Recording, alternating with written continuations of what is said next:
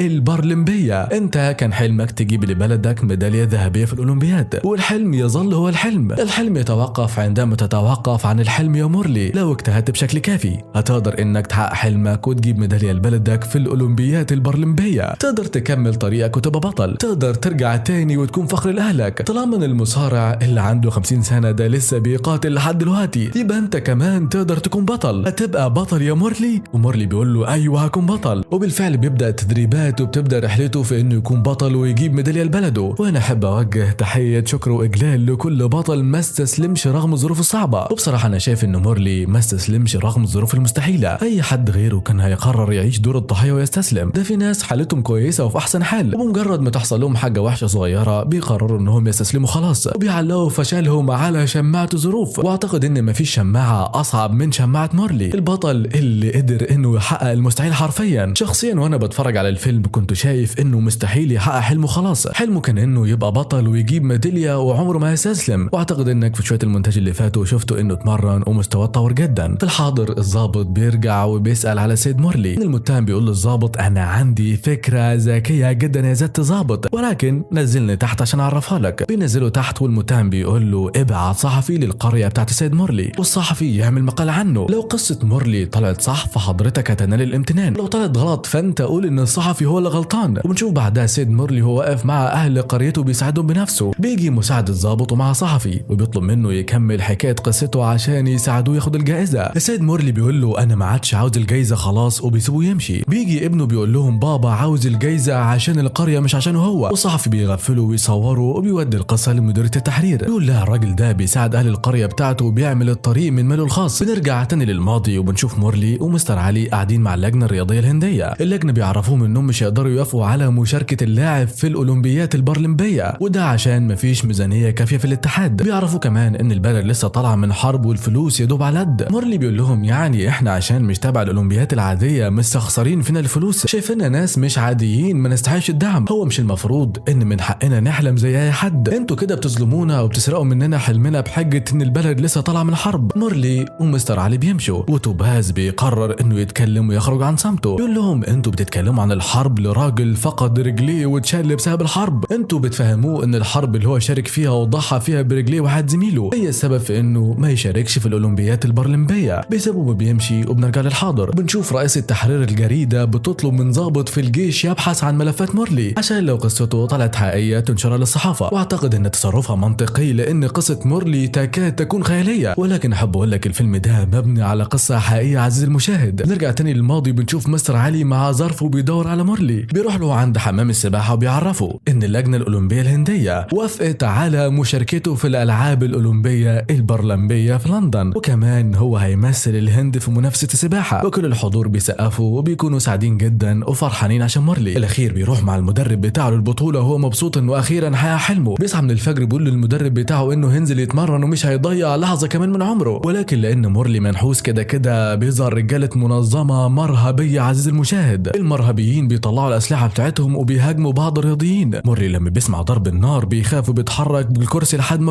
بيغمى عليه، ولما بيفوق المدرب بيقول له المكان اتعرض لهجوم وفي ناس حياتهم انتهت. في الاخبار بيشوفوا خبر ان الاولمبيات اتلغت بسبب ان في رياضيين حياتهم انتهت، وده شيء بيحزن مورلي جدا وبيحزنني انا شخصيا. في الحاضر في ضابط بيتصل برئيسة التحرير وبيعرفها ان اللي حصل مع مورلي بعد كده ما يعرفوش عنه حاجة، لان بعد ما الاولمبيات اتلغت في المانيا قرروا انهم يلعبوها تاني ولكن في هايدلبرغ. وبالفعل بنشوف الاولمبيات البارلمبية بتبدا وكل مشارك نفسه يحقق حلمه. حتى مورلي بيروح لحمام السباحة عشان يحقق حلمه هو كمان. كل المتسابقين بيقفوا وبيستعدوا والمدرب بيقول لمورلي انتوا 6 متنافسين، اي نعم كلهم ارقامهم القياسية افضل منك، ولكن لو قدرت تاخد مركز في اول 4 مراكز هتتأهل للنهائيات. بتبدا المنافسة ومورلي بيكون الاخير وكل الحضور بيتفرجوا وبيترقبوا في حذر شديد. كل ده ومورلي لسه الاخير، ولكنه بيفتكر كلام المدرب المدرب بتاعه بيقرر يقرص على نفسه ويعوم بكل قوته، واخيرا بيقدر انه يوصل للنهايه. بتظهر نتيجه المركز الاول والثاني والثالث وهو مش بيكون منهم، وبيستنوا نتيجه المركز الرابع تظهر. مورلي بيخاف احسن يخسر، ولكن النتيجه بتكون ان هو الرابع، وبكده بيتاهل للنهائيات. بنروح تاني للحاضر وبنشوف ان رئيسه التحرير كملت بحثه وكتبت قصته بنفسها، وكمان نشرتها في الاخبار وكل الناس بيقروا قصته اللي اخيرا طلعت للنور. بنرجع للحاضر وبنشوف النهايات بدات، والمره دي مورلي لازم ياخد مركز من اول 3 مراكز عشان يتاهل للماتش النهائي والاخير. بدايته بتكون وحشه ولكنه بيتحمس وبيفتكر حلمه وبيفضل يعوم بكل عزم لحد ما بيوصل للنهايه. بينجح انه يوصل، وللاسف بيتخبط في راسه خبطه صعبه جدا في جدار حمام السباحه. بيعرف انه خد المركز الثالث وقدر يصعد. بعدها المدرب بتاعه بيحاول يصحيه عشان الماتش النهائي، والمدرب بيتفاجئ ان مورلي مغمى عليه مش نايم. بيستغرب من ده وبيشوف اثار دماء على المخده. بيسالوه انت اتخبطت في راسك يا مورلي؟ اوعى يكون في حاجه قربت من مكان شظيه الرصاصه اللي جت في راسك. عارف لو انت اتخبطت في راسك تاني ايه اللي ممكن يحصل لك؟ يلا بينا حالا على المستشفى، انت مش هتلعب النهائي النهارده. مورلي قال له انت مش فاهمني يا مستر علي. الاخير بيقول له انت لو شاركت هتموت يا مورلي. مورلي بيقول له لا انا مش هموت، ممكن لو دخلت الماتش وعمت النهارده اموت، ولكن اللي انا متاكد منه اني لو ما شاركتش هموت بكل تاكيد. من صغري وكل اللي حواليا بيسخروا مني ومن حلمي، بيقولوا لي اني مش بطل، انت شاندو شامبيون، لو سمحت سيبني اقاتل النهارده، سيبني اقاتل باسم كل شخص نفسه يحقق حلمه واللي حواليه بيسخروا منه، سيبني اقاتل وانافس باسم كل اللي يوصلهم لحلمهم مستحيل، سيبني اثبت للجميع ان مفيش مستحيل يا مستر علي، وان اللي عاوز يحقق حاجه هيوصل لها. في الوقت ده اخو مورلي ابوه بيكونوا في شغلهم، بيسمعوا في الراديو ان مورلي بطل الهند اللي اتصاب الحرب قدر انه يوصل للماتش النهائي في الاولمبيات البرلمبيه، واخوه بيفضل يجري وفرحان وبينادي في البلد كلها اخويا وصل للنهايه بلد. بيروح لامه وبيقول لها مورلي وصل يا امي، بتقول له وصل فين يا ابني؟ فبيقول لها وصل للنهايات يا ماما، احنا سمعنا ده في الراديو ان مورلي وصل للاولمبيات اخيرا وحقق حلمه. والام بتكون مبسوطه وفخوره جدا بابنها. بنروح للماتش النهائي والمعلق بيقول ان مورلي اول سباح هندي يوصل لنهائي الاولمبيات، وبيكون اهل القريه بيسمعوا على الراديو، كمان زمايله في المستشفى، حتى رفقائه في السلاح بيكونوا متابعين هم كمان. بيبدا الماتش ومورلي بينط في قلب حمام السباحه عشان يبلبط، وهو بيقوم بيفتكر كل اللي حصل معاه، بيفتكر الطوب اللي حدفوا عليه رجاله السيد بهدير، بيفتكر الرصاص اللي كان بيتضرب عليه وهو في الحرب، بيفتكر الماتش اللي خسره قصاد الملاكم الاوغندي، وبيفتكر اهله لما سابوه في المستشفى، وبيفتكر لما كان ولد صغير وفرحان ببطل الهند بيدوس في السباحه وبيحاول يخرج كل قوته، والمنافسه بتكون قويه جدا مع كل المتبارين. مورلي بيتجاوز كل السباحين الخامس والرابع والثالث والثاني لحد ما بيكون فاضل له المركز الاول بس، ولو سبقه هيكون هو بطل الاولمبيات، وبالفعل بينجح انه ياخد المركز الاول ويحقق الميداليه الذهبيه. ومش بس كده، بيقدر انه يحقق رقم قياسي جديد في سباحه ال50 متر اللي قدر يعومهم في 37 ثانيه بس. مورلي بيحقق انجاز والجميع بيكونوا فرحانين بيه، من اول المدرب بتاعه مرورا بالقائد الجيش الحربي واللجنه الاولمبيه الهنديه وكمان اهله في البلده. واخيرا بنشوف مورلي وهو بيستلم الميداليه الذهبيه وحقق حلمه اللي بذل من اجله الغالي والنفيس حرفيا. مورلي اخيرا بعد قتال شديد واخفاق مره واثنين وثلاثه واربعه، وبعد ما بقى عاجز ومشلول، اثبت للجميع ان مفيش مستحيل. بنخلص كل الماضي كده وبنكون في الحاضر عزيزي المشاهد، وبيجي رئيس الحكومه بنفسه بيقول لسيد مورلي احنا وصلتنا قصتك وعرفنا انك كنت عاوز جايزه ارجونا، بس احنا مش هنديها لك لانك تستاهل جايزه اكبر، انت تستاهل جايزه باد مشري واللي هيسلمها لك رئيس الهند شخصيا، والباد مشري دي هي جايزه اعلى من جايزه ارجونا عزيزي المشاهد. وبنشوف رئيس الهند هو بيسلمها للبطل الحقيقي، وبنتهي الفيلم بمورلي البطل اللي تحدى المستحيل، وهو وصل خلاص في القطر لاهل القريه اللي بيحتفلوا بيه زي الاحتفالات اللي كان نفسه تحصل له وهو صغير. يا سلام،